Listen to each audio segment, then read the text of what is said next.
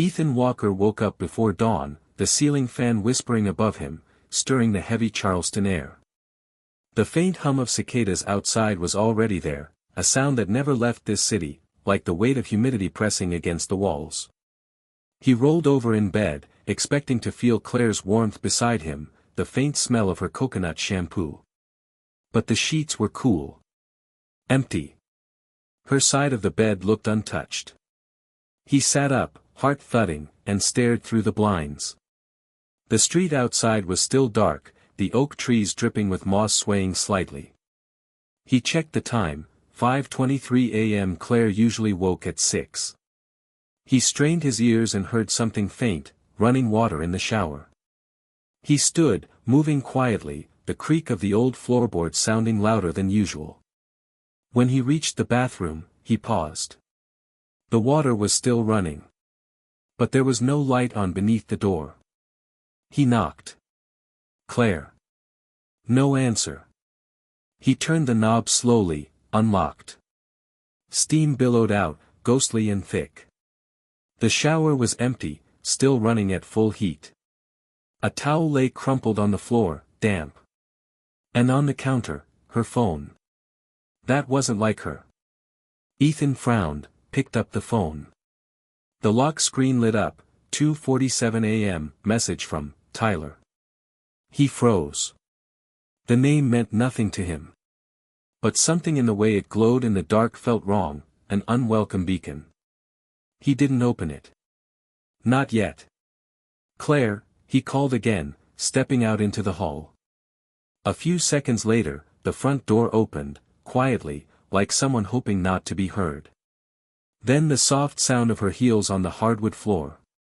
She was wearing her gray coat, hair slightly disheveled, lips pressed tight. "Where were you?" Ethan asked, the words coming out sharper than intended. She blinked, clearly startled. "You're awake."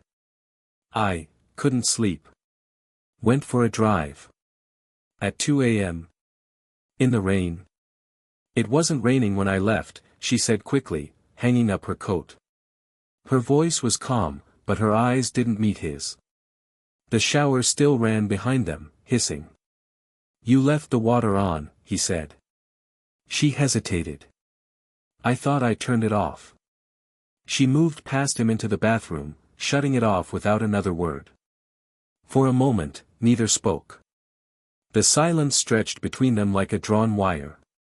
Ethan studied her reflection in the mirror, her tense shoulders, the faint tremor in her hands.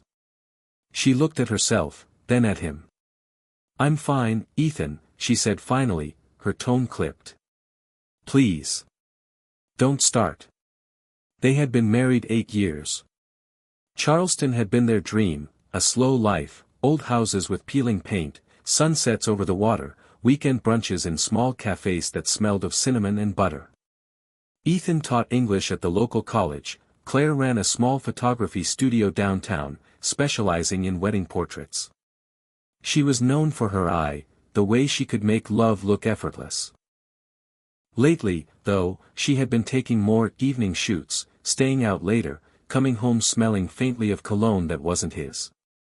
Ethan had noticed, of course. He noticed everything. At dinner, she smiled less. Her phone was always face down. She laughed at messages he wasn't part of. And every time he asked, she'd say the same thing, "Don't be paranoid." That morning, after the strange night, Ethan tried to push it aside. He went to campus, tried to focus on grading papers. But his mind kept returning to that glowing name on her phone, Tyler. By noon, curiosity became something else, dread wrapped in denial. He sat in his office, staring out at the rain streaking the window. Finally, he unlocked his phone, opened her Instagram. She hadn't posted in days. But one new photo caught his eye, a black and white shot of a man's hand resting on a car window, rain dripping down. Caption: "Sometimes you find comfort in places you shouldn't." 23 likes. One comment, from Tyler James. "Beautiful as always." He clicked the profile. The man was younger, maybe late 20s. Broad shoulders, tattoo on his wrist. Local musician, based in Charleston. His bio read, playing for the ones who never listen. Ethan's pulse quickened. That night, he didn't confront her. He watched her instead.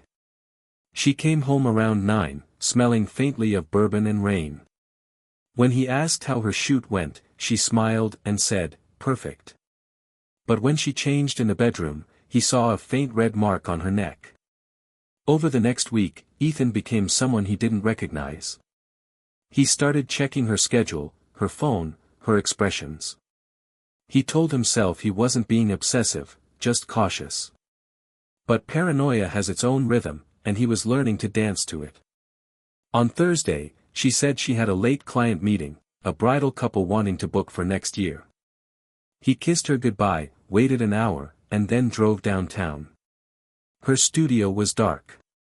He parked across the street, rain tapping gently on his windshield. Around 8:15, he saw her, stepping out of a bar across the road.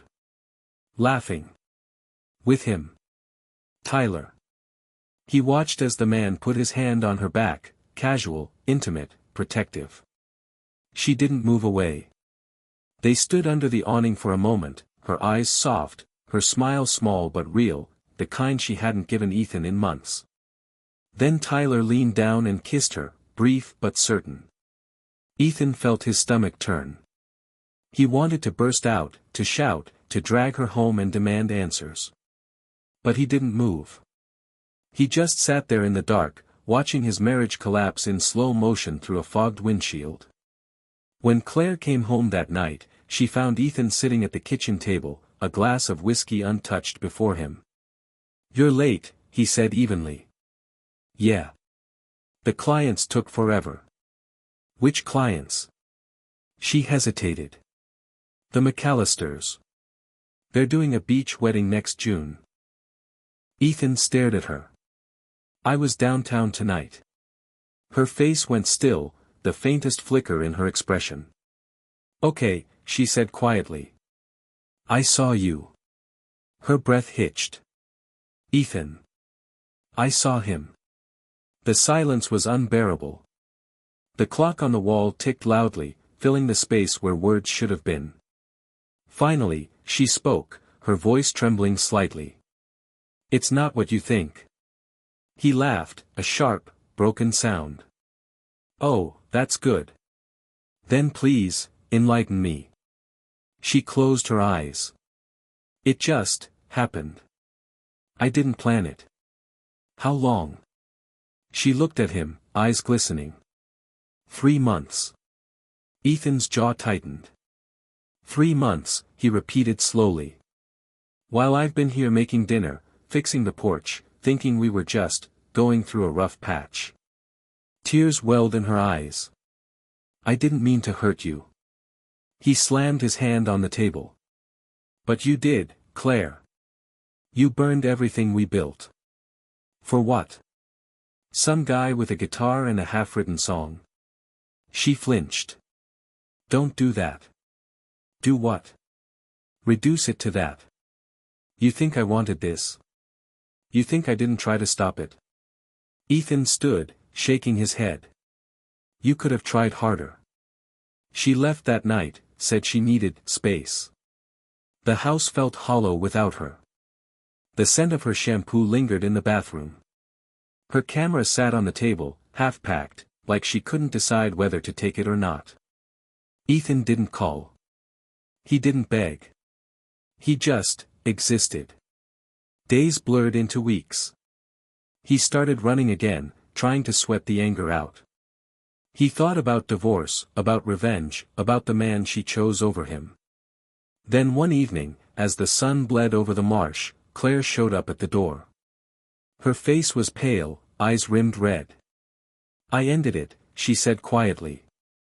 "With him." Ethan looked at her, really looked. She wasn't glowing anymore. She looked empty. "I can't do this anymore," she whispered. "I made a mistake.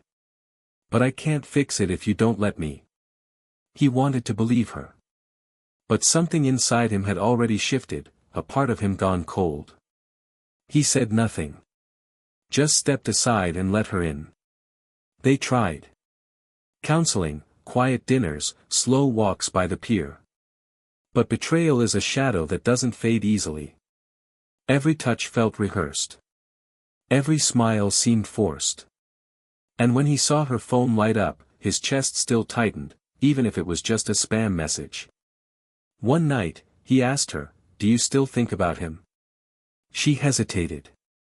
That was all the answer he needed. Ethan exhaled, long and tired. "Then we're done, Claire.